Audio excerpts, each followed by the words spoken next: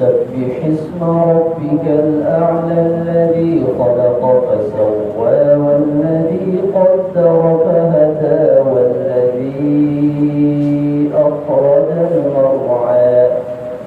فجعله غثاء أحوى سنقرئك فلا تنسى إلا ما شاء الله إنه يعلم الجهر وما يخفى ونيسرك لليسرى فذكر إن نفعت الذكرى سيذكر من يخشى